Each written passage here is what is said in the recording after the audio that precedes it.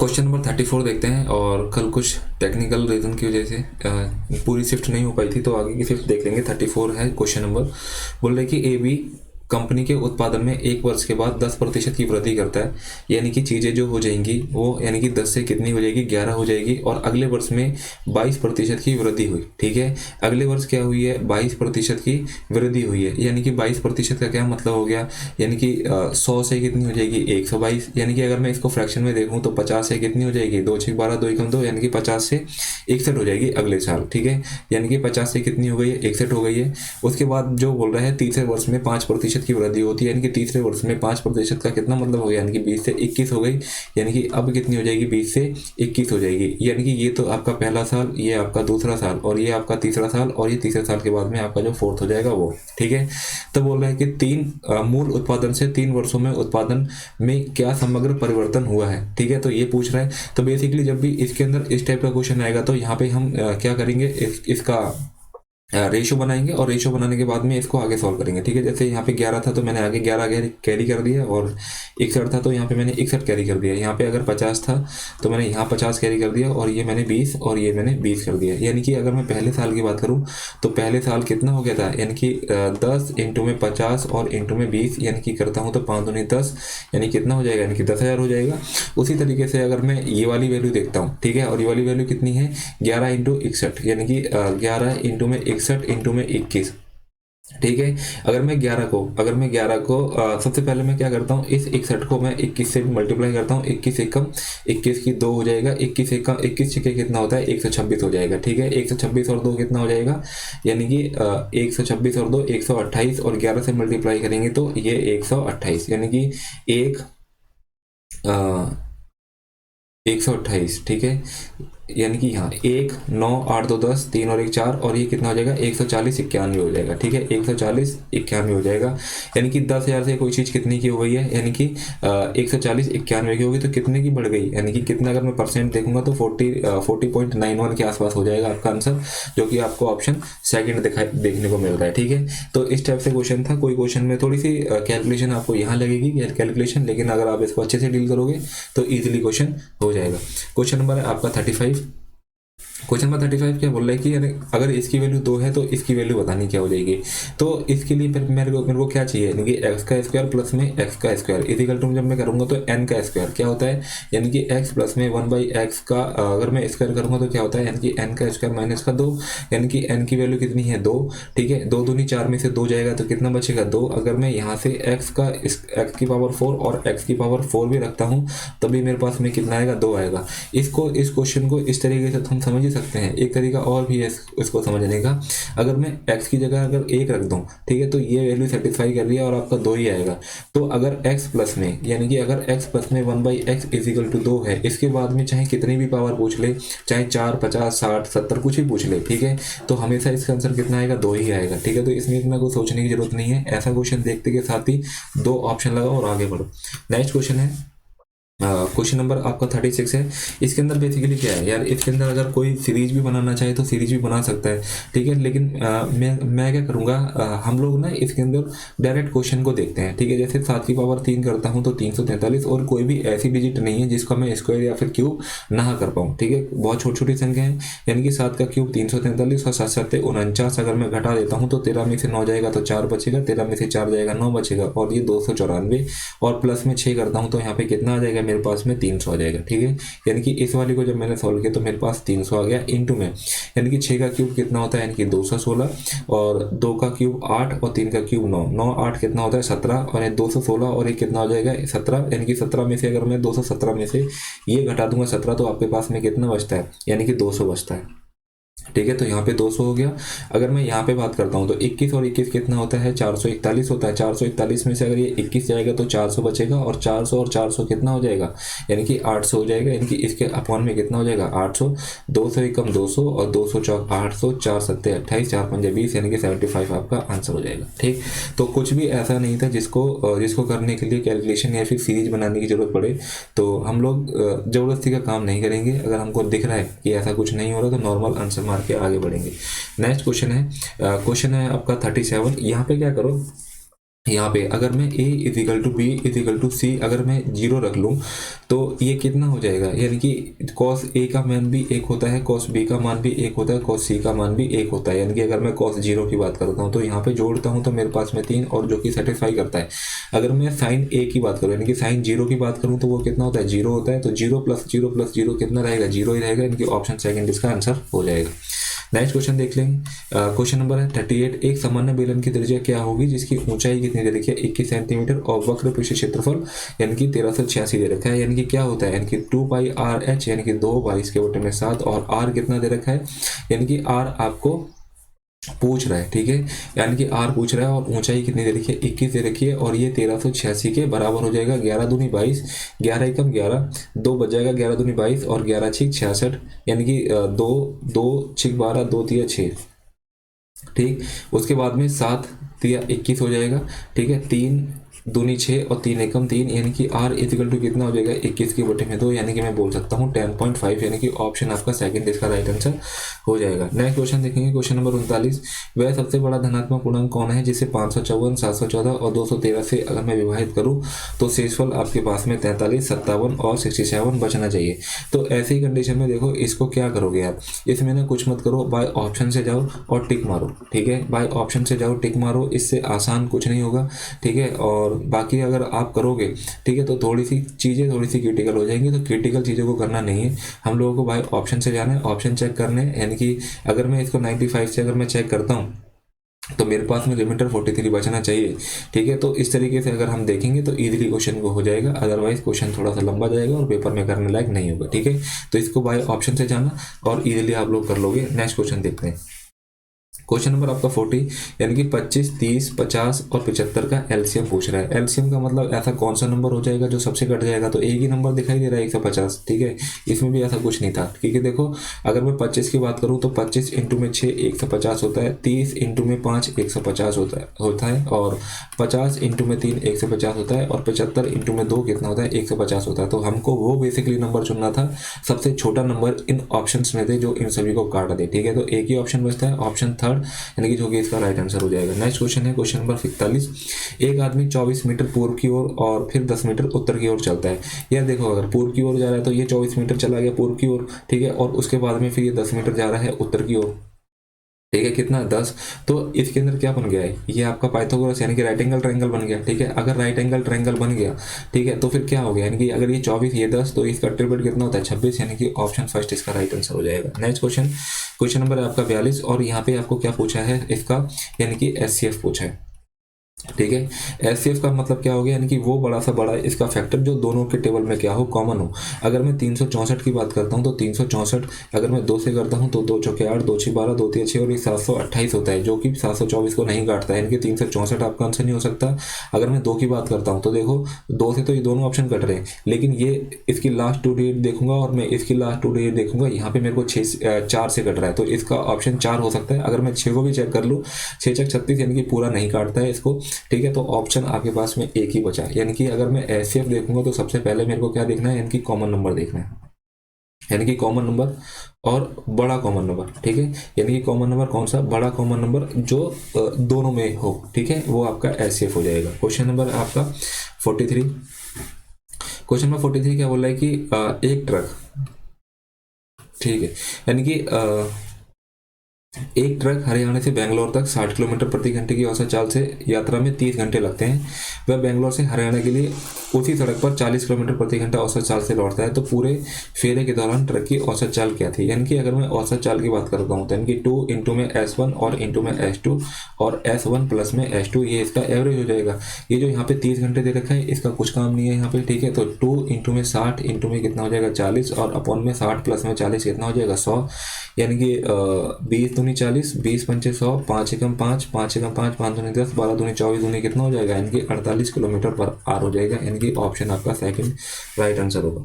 Next question है आपका 44, यानी कि 3 असमान भागों की यात्रा में एक कार पहले भाग की 200 किलोमीटर कितनी, यानी कि पहले भाग की 200 किलोमीटर, यानी कि पहले भाग की 200 किलोमीटर और 4 घंटे में तय करती है, ठीक है। और जबकि दूसरे भाग की 162 यानी कि 162 आपकी 15 मीटर पर सेकंड की चाल से तय करती है। और अगर मैं इसकी अंतिम भाग की शेष दूरी की बात करूं, और शेष दूरी को मैं x मान लेता हूं, इसको 4 घंटे में, ठीक है, तय करती है। पूरी यात्रा के लिए कार की औसत जो है वो 50 किलोमीटर पर आवर दे रखी है। तो मेरे को पता है कि अगर मैं एवरेज निकालता हूँ, ठीक है, अगर मैं एवरेज स्पीड निकालता हूँ तो क्या होता है, यानी कि टोटल डिस्टेंस और अपॉन में कितना होगा, यानी कि टोटल टाइम, ठीक है।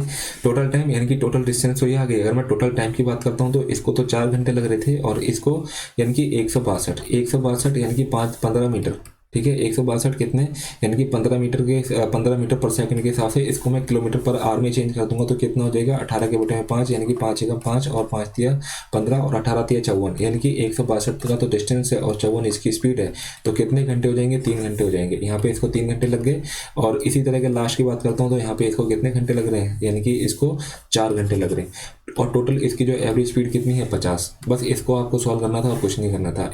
200 और कितना हो जाएगा, यानी कि 362, 4 3 7 4 कितना हो जाएगा, 11, यानी कि प्लस में x इजिकल टू में 11 5 इन कितना हो जाएगा, यानी कि 55, और x इजिकल टू में यानी कि 362 इसमें से माइनस कर दूंगा, 10 में से 2 जाएगा 8, 14 में से 6 जाएगा 8, और 4 में से 3 जाएगा 1, यानी कि वो x की वैल्यू कितनी थी, 188 किलोमीटर। और इस 188 किलोमीटर को पार करने के अंदर जो इसको लग रहे थे कितने, 4 घंटे। अगर मैं इसको 4 से भाग करता हूँ तो 4 चौक 16 और 4 सत्ते 28, यानी कि 47 किलोमीटर पर आवर इसकी स्पीड हो गई, यानी कि ऑप्शन सेकंड इसका राइट आंसर हो जाएगा। नेक्स्ट क्वेश्चन देखेंगे, क्वेश्चन नंबर आपका 45 बोल रहा है कि a प्लस बी प्लस सी गैर शून्य है, यानी कि इसकी वैल्यू जो है वो शून्य नहीं है, ठीक है, यानी कि 0 नहीं हो सकती। उसके बाद में इसकी ये आपको बताना है, ठीक है।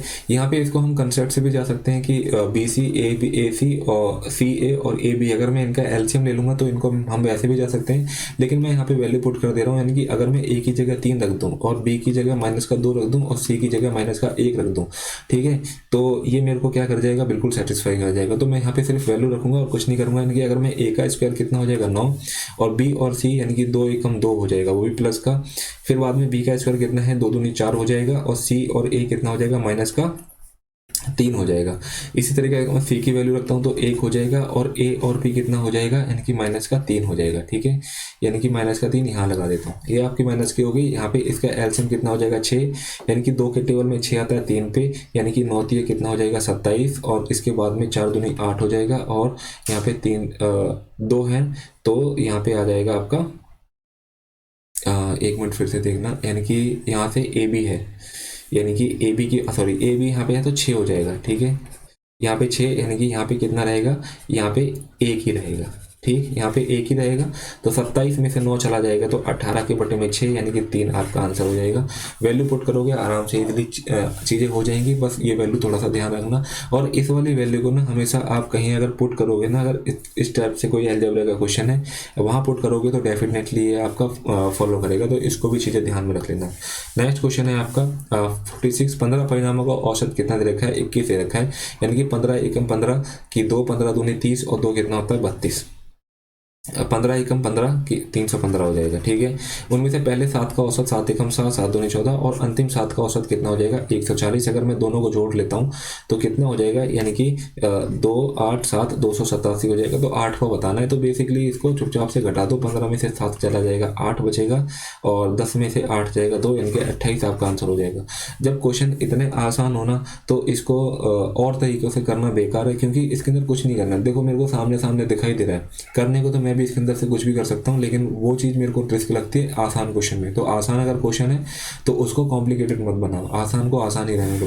क्वेश्चन नंबर है आपका 47, एक बल्ले और गेंद की कीमत, यानी कि ये आपका प्राइस रखा है, यानी कि ये तो आपका बैट और ये आपकी बॉल, ठीक है, ये आपकी बॉल, और इनका जो रेशियो है 9:5 के अनुपात में है। बल्ले की कीमत गेंद की कीमत का 380 अधिक है, यानी कि इसके बीच का डिफरेंस कितना है 4, और इसकी वैल्यू कितनी है देखिए 380, यानी कि 1 यूनिट की वैल्यू कितना हो जाएगा 4 × 36 और 4 × 5 = 20। तो बोल रहे हैं गेंद की कीमत यानी कि 5 यूनिट की वैल्यू निकालनी है, यानी कि 5 × 5 = 25 की, 5 × 45 तो कितना हो जाएगा 47, यानी कि 475। ऑप्शन सेकंड इसका राइट आंसर हो जाएगा। क्वेश्चन नंबर है आपका 48, यानी कि अब देखो यहाँ पे वैल्यू पूछ रहा है क्या होगा, तो यहाँ पे बेसिकली मैं क्या करूँगा, अगर मैं b = 0 रख दूँ, ठीक है, अगर मैं b = 0 रख दूँ तो b = 0 रख दूँ और a = मैं 1 रख दूँ, ठीक है, a का स्क्वायर और प्लस में 1 ठीक, इजिकल टू में कितना हो जाएगा 2a। अगर मैं a की जगह 1 रख दूं तो ये मेरा सेटिस्फाई हो जाएगा, यानी कि 1 प्लस में 1 और 2 एकम 2, यानी कि 2 एकम 2। ठीक है, तो चीज़ें यहाँ पे क्या हो जाती हैं, सेटिस्फाई हो जाती हैं। बाकी मेरे को यहाँ पे वैल्यू रखनी है। अगर a की जगह 1 रखता हूँ, a की पावर 4 क्या ना रहेगा 1 प्लस में b की पावर यानी कि 0, 0 तो 0 ही रहेगा, यानी कि कितना हो जाता है, a का इसका आंसर हो जाता है। ऑप्शन सेकंड इसका राइट आंसर हो जाएगा। ठीक है, तो वैल्यू पुट कर देनी है और कुछ नहीं करना। नेक्स्ट क्वेश्चन देखेंगे, क्वेश्चन नंबर 49। अजय 90 रुपए में 18 संतरे, ठीक है, यानी कि 90 रुपए में कितने, यानी कि 90 रुपए में आपके 18 संतरे, ठीक है, ये 18 संतरे और 15 संतरे 105 में बेचता है, यानी कि 105 रुपए में कितने संतरे बेचता है, यानी कि 15। अब ऐसी जब भी क्वेश्चन आ जाए तो इसके अंदर हमको क्या करना है, यानी कि जो इनकी क्वांटिटी है इनको सेम कर देना है। अगर मैं इसको 5 से मल्टीप्लाई कर दूं और अगर मैं इसको 6 से मल्टीप्लाई कर दूं तो ये कितना हो जाएगा, 90 संतरे हो जाएंगे और 15 छिक 90 संतरे हो जाएंगे। ठीक है, अगर मैंने यहाँ पे 5 से मल्टीप्लाई कर दी तो मैं यहाँ पे भी 5 से मल्टीप्लाई करता हूँ तो कितना हो जाएगा, 9 पंचे 45, 450 और 6 से करता हूँ तो कितना हो जाएगा, 6 पंचे 30, 6 कम 6 यानी कि 630। कहने का मतलब ये है कि 450 अगर संतरे 450 रुपये में अगर खरीदता है तो यहाँ पे कितने संतरे आएंगे, 90। और अगर 630 में बेच रहा है कितने, 90, कितने संतरे बेच रहा है, 90। तो इसका मतलब इसका प्रॉफिट हो गया, कितने का प्रॉफिट हो गया, 0, 13 में से 5 जाएगा 8 और 5 में से 4 जाएगा 180 का प्रॉफिट हो गया। कितने पे, यानी कि इस 450 पे, और इनटू में कितना हो जाएगा 100, 1 जीरो से 2 1 जीरो कट गया, 9 दूनी 18, 9 पंचे 45, 5 दूनी 10 और 20 दूनी कितना हो जाएगा 40% हो जाएगा, यानी कि ऑप्शन आपका थर्ड इसका राइट आंसर होगा। और ये लास्ट क्वेश्चन है आज का इस शिफ्ट का। ठीक है, तो बोल रहे हैं कि छात्र क्यू द्वारा भौतिक विज्ञान और हिंदी में प्राप्त कुल अंक, यानी कि छात्र क्यू की बात करूँ ये, और छात्र क्यू के भौतिक विज्ञान में, भौतिक विज्ञान यानी कि फिजिक्स के अंदर देखता हूँ तो 90% इसको मिल रहे हैं 80 में से, 9 8 72। ठीक है, यानी कि फिजिक्स के अंदर कितने, यानी कि 72 मार्क्स मिल रहे हैं। और हिंदी की बात करूँ तो हिंदी में मिल रहे हैं 54 मार्क्स, यानी कि 100 में से, यानी कि हिंदी के अंदर इसको मिल रहे हैं कितने, यानी कि 54। टोटल मार्क्स कितने हो गए, 4 2 6 और 7 5 12, 126 नंबर हो गए। ठीक है, उसके बाद बोल रहा है कि कुल अंक, ठीक है, भूगोल और इतिहास में टी छात्र, यानी कि ये टी है। और अगर मैं जियोग्राफी की बात करता हूँ टी की, यानी कि जियोग्राफी के कितने मिल रहे हैं, यानी कि 88% मिल रहे हैं। और टोटल मार्क्स कितने हैं, 75, 75 का कितना 88%, 25 या 75, 25 चौक 100। ठीक है, 4 दूनी 8 और 4 दूनी 8 यानी कि 22 से कितना हो जाएगा 66। और उसके बाद में हिस्ट्री की बात करता हूँ, टी के अंदर हिस्ट्री के कितने मिल रहे हैं, यानी कि 42% मिल रहे हैं। यानी कि अगर मेरे पास में 50 है और इसका अगर मैं 42% निकालता हूँ तो मेरे पास में कितना हो जाएगा, 50 दूनी 100 और 2 दूनी 4, 2 एकम 2, यानी कि 21 मार्क्स, यानी कि टोटल देखता हूँ तो 7 और 87। ठीक है, यानी कि 87 मार्क्स मिल गए कितने में से, 126, यानी कि 126 मतलब जो टी है, टी को तो मिल रहे हैं 87 और जो क्यू को मिल रहे हैं वो कितने मिल रहे हैं, टी को मिल रहे हैं 126 और क्यू को मिल रहे हैं कितने, यानी कि यानी कि टी को तो मिल रहे हैं 87 और क्यू को मिल रहे हैं 126। तो बोल रहे हैं क्या, यानी कि क्यू द्वारा भौतिक विज्ञान और हिंदी में प्राप्त कुल अंक भूगोल और इतिहास में छात्र टी द्वारा प्राप्त कुल अंकों से कितने प्रतिशत अधिक है। तो कितने प्रतिशत अधिक है, यानी कि 126 और यहाँ पे कितना हो जाएगा 87, 16 में से 7 जाएगा 9 बचेगा और 11 में से 8 जाएगा कितना बचेगा 39 बचेगा। ठीक है, कितना हो गया 39 हो गया। और 39 अगर हो गया